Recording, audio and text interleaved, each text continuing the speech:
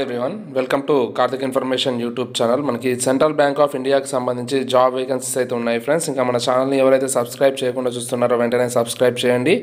పక్కనే వచ్చే బెల్ ఐకాన్ని ప్రెస్ చేయండి. నేను చేసే ప్రతి ఒక్క వీడియో కూడా నోటిఫికేషన్ రూపంలో మీ దాకా వస్తుంది. అండ్ వీడియో చూసే ప్రతి ఒక్కరు కూడా వీడియోని లైక్ చేయండి. డిస్క్రిప్షన్ లింక్లో Instagram, Telegram and Facebook links ఉన్నాయి, అక్కడైతే జాయిన్ అవ్వండి. అఫీషియల్ అప్డేట్ చూసుకున్నట్టయితే మనకి సెంట్రల్ బ్యాంక్ ఆఫ్ ఇండియాకి సంబంధించి recruitment of credit officer in junior management grade scale 1కి సంబంధించిన వేకెన్సీస్ అయితే రిలీజ్ చేయడం జరిగింది. దీనికి సంబంధించిన ఇంపార్టెంట్ డీటెయిల్స్ చూసుకున్నట్టయితే మనకి ఇక్కడ online registration submission of application సంబంధించి డేట్స్ చూసుకున్నట్టయితే మనకి 31/20/25 నుంచి 20 ఫిబ్రవరి 2025 వరకు ఇవ్వడం జరిగింది. అండ్ దీనికి సంబంధించిన online payment of application fees and intimation charges కూడా సేమ్ డేట్ ఉన్నాయి. దీనికి సంబంధించిన download of call letters of online examination సంబంధించి వెబ్సైట్లో పెట్టడం జరుగుతుంది. విల్ బీ ఇన్ఫార్మ్ లెటర్ అని ఇవ్వడం జరిగింది. అండ్ ఆన్లైన్ ఎగ్జామినేషన్ ఇంటర్వ్యూకి సంబంధించి కూడా అది కూడా ఇన్ఫార్మ్ లెటర్ అని చెప్పేసి ఇవ్వడం జరిగింది. దీనికి సంబంధించిన పోస్ట్, వేకెన్సీ, రిజర్వేషన్ ఏ విధంగా ఉన్నాయో చూసుకున్నట్టయితే మనకి నేమ్ ఆఫ్ ద పోస్ట్ వచ్చేసి మనకి credit officer in mainstream general banking సంబంధించి మనకి ఎస్సీకి వచ్చేసి 150 వేకెన్సీస్ ఉన్నాయి, ST 75 vacancies, OBC 270, EWS 100 vacancies, general వాళ్ళకి 405 వేకెన్సీస్ ఉన్నాయి. టోటల్గా 1000 వేకెన్సీస్ అయితే ఉన్నాయి.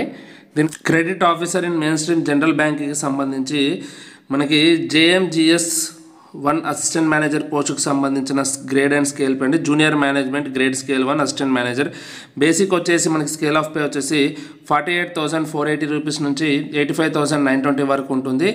ఇది మనకి ఎవరైతే సక్సెస్ఫుల్గా 1 year post graduate diploma in banking and finance కోర్స్ని కంప్లీట్ చేస్తారో ఇది 1 ఇయర్ పాటు ఉంటుంది. వాళ్ళు ఇచ్చిన ఇన్స్టిట్యూట్ లేదా యూనివర్సిటీలో సక్సెస్ఫుల్గా కంప్లీట్ చేసిన వాళ్ళకి ఈ పోస్ట్ అన్నది ఇవ్వడం అయితే జరుగుతుంది. ప్రాసెస్ చూసుకున్నట్టయితే మనకి సెలెక్షన్ ప్రాసెస్ వచ్చేసి online test and descriptive test and personal interview ఉండడం జరుగుతుంది. స్ట్రక్చర్ ఆఫ్ ఎగ్జామినేషన్ చూసుకున్నట్టయితే మనకి ఎగ్జామినేషన్ సంబంధించి ఇక్కడ 5 సెక్షన్స్ ఇవ్వడం జరుగుతుంది. మనకి ఇందులో 4 సెక్షన్స్ వచ్చేసి English language 30 questions 30 marks, 25 minutes time duration అండి. క్వాంటిటేటివ్ యాప్టిట్యూడ్ వచ్చేసి 30 questions 30 marks, 25 minutes time duration. And reasoning ability 30 questions 30 marks, 25 minutes time duration. General awareness related to banking ఇండస్ట్రీకి సంబంధించి 30 క్వశ్చన్స్ 30 మార్క్స్ అండ్ టైం వచ్చేసి 15 minutes. ఈ విధంగా టోటల్గా మనకి 120 మినిట్స్కి 120 మ్యాక్సిమం మార్క్స్ ఉంటుంది. అండ్ నెంబర్ ఆఫ్ క్వశ్చన్స్ 120 ఉంటుంది. మనకి 5th టెస్ట్ చూసుకున్నట్టయితే ఇంగ్లీష్ లాంగ్వేజ్ సంబంధించిన టెస్ట్ ఉంటుంది. అందులో వచ్చేసి లెటర్ రైటింగ్, ఎస్సే రైటింగ్ ఉంటుంది. ఇది వచ్చేసి డిస్క్రిప్టివ్ టైప్లో ఉండడం జరుగుతుంది. మనకి నెంబర్ ఆఫ్ క్వశ్చన్స్ వచ్చేసి 2 క్వశ్చన్స్ అయితే ఇవ్వడం జరుగుతుంది. ఈ 2 క్వశ్చన్స్ సంబంధించి మనకి మ్యాక్సిమం మార్క్స్ వచ్చేసి 30 మినిట్స్ అయితే ఇవ్వడం జరుగుతుంది. 2 క్వశ్చన్స్ ఉంటాయి. మ్యాక్సిమం మార్క్స్ వచ్చేసి 30 మార్క్స్ అండ్ మీ టైం వచ్చేసి 30 మినిట్స్ ఇవ్వడం జరుగుతుంది. ఇంగ్లీష్లోనే కండక్ట్ చేయడం జరుగుతుంది. అండ్ దీనికి సంబంధించి మనకి ఎటువంటి అప్డేట్ ఉన్నా కూడా ఆన్లైన్ ఎగ్జామినేషన్ సంబంధించి అఫీషియల్ వెబ్సైట్లో అయితే పెట్టడం జరుగుతుంది. మీరు ఇక్కడ నుంచి చూసుకోవచ్చు. ఏదైనా చేంజ్ ఉన్నట్టయితే ఎగ్జామ్లో ఎటువంటి చేంజ్ ఉన్నా కూడా. అండ్ ఈ డిస్క్రిప్టివ్ పేపర్ వచ్చేసి మనకి ఇంగ్లీష్ లాంగ్వేజ్లో కండక్ట్ చేయడం జరుగుతుంది, letter writing and essay. And మెయిన్గా గుర్తుపెట్టుకోవాల్సింది ఎటువంటి నెగిటివ్ మార్కింగ్ అయితే లేదండి ఈ ఎగ్జామినేషన్కి సంబంధించి. అది మెయిన్ గుర్తుపెట్టుకోవాల్సి ఉంటుంది. ఎవరైతే ఆన్లైన్ టెస్ట్లో సెలెక్ట్ అవుతారో వాళ్ళకి వచ్చేసి ఫైనల్గా ఇంటర్వ్యూ అయితే కండక్ట్ చేయడం జరుగుతుంది. ఆ ఇంటర్వ్యూ వచ్చేసి టోటల్గా 50 మార్క్స్ ఉండడం జరుగుతుంది. ఆ 50 మార్క్స్లో మినిమం క్వాలిఫైయింగ్ మార్క్స్ వచ్చేసి 50% for general and EWS category of క్యాండిడేట్స్కి ఉంటుంది. అండ్ 45% వచ్చేసి SC, ST, OBC and PWD క్యాండిడేట్స్కి 45% వచ్చినట్టయితే సరిపోతుంది. అండ్ ఫైనల్ సెలెక్షన్ వచ్చేసి మనకి వాళ్ళకి సంబంధించిన ఆన్లైన్ ఎగ్జామినేషన్ అండ్ పర్సనల్ ఇంటర్వ్యూని బేస్ చేసుకొని ఫైనల్ సెలెక్షన్ లిస్ట్ అన్నది డిసెండింగ్ ఆర్డర్లో పెట్టడం జరుగుతుంది కేటగిరీ వైజ్గా. ఎవరికైతే ఈక్వల్ మార్క్స్ సేమ్ మార్క్స్ వస్తాయో వాళ్ళకి మెయిన్గా బేస్ చేసుకొని వాళ్ళ యొక్క మెరిట్ లిస్ట్లో డేట్ ఆఫ్ బర్త్ ఎవరైతే హయ్యర్ డేట్ ఆఫ్ బర్త్ ఉంటుందో వాళ్ళకి ప్రిఫరెన్స్ అన్నది ఇవ్వడం జరుగుతుంది. Post graduate diploma in banking and ఫైనాన్స్కి సంబంధించి ఎవరైతే ఫైనల్ సెలెక్షన్ లిస్ట్లో సెలెక్ట్ అవుతారో వాళ్ళకి సంబంధించి పీజీడిఎఫ్ కోర్సుకు సంబంధించి 1 ఇయర్ అయితే ఉండడం జరుగుతుంది. ఇందులో 9 మంత్స్ వచ్చేసి క్లాస్ రూమ్ ట్రైనింగ్ ఉంటుంది, 3 మంత్స్ వచ్చేసి ఆన్ జాబ్ ట్రైనింగ్ అయితే ఉండడం జరుగుతుంది. ఇన్ ద కోర్స్ క్యాండిడేట్ అయితే diploma in banking and finance సంబంధించి అది కంప్లీట్ చేయాల్సి ఉంటుంది కోర్సు ఫ్రమ్ IIBF ఇన్స్టిట్యూట్ నుంచి. డీటెయిల్స్ ఆఫ్ ద ఇన్స్టిట్యూట్ వచ్చేసి వాళ్ళు ఇన్ఫార్మ్ చేస్తారు అని చెప్పేసి క్లియర్గా ఇవ్వడం జరిగింది. అండ్ ఈ కోర్సుకు సంబంధించి payment of the course fee అయితే ఉంటుందండి. అది క్యాండిడేట్ పే చేయాల్సి ఉంటుంది. దీనికి సంబంధించిన candidate lodging, boarding expenses and education fee టోటల్గా 9 మంత్స్కి సంబంధించి ఈ పీజీడిఎఫ్కి సంబంధించి మనకి వాళ్ళకి ఇన్స్టిట్యూట్లో లేదా యూనివర్సిటీలో ఎంగేజ్ అయితే చేయడం జరుగుతుంది బ్యాంకు. దానికి సంబంధించిన కోర్స్ ఫీ వచ్చేసి మనకి మినిమంగా 3 lakhs to 4 lakhs exclusive of GST అయితే ఉండడం జరుగుతుంది. ఇదంతా కూడా క్యాండిడేట్ పే చేయాల్సి ఉంటుంది. ఎవరైతే పే చేయలేకపోతున్నారో వాళ్ళకి సంబంధించిన ఎడ్యుకేషనల్ లోన్ అన్నది సెంట్రల్ బ్యాంక్ ఆఫ్ ఇండియా అయితే ఇవ్వడం జరుగుతుంది, లేదా వాళ్ళు ఎనీ అదర్ బ్యాంక్ నుంచి వాళ్ళ యొక్క ఎలిజిబిలిటీ బేస్ చేసుకొని తీసుకొని రావచ్చు. అండ్ ఈ పోస్ట్ గ్రాడ్యుయేట్ డిప్లొమా చేసేటప్పుడు దానికి అదర్ ఎక్స్పెన్సెస్ ఏవైతే సర్టిఫికేట్ ఎగ్జామినేషన్ లేదా బుక్స్కి అవి కూడా క్యాండిడేటే బ్రోన్ చేయాల్సి ఉంటుంది.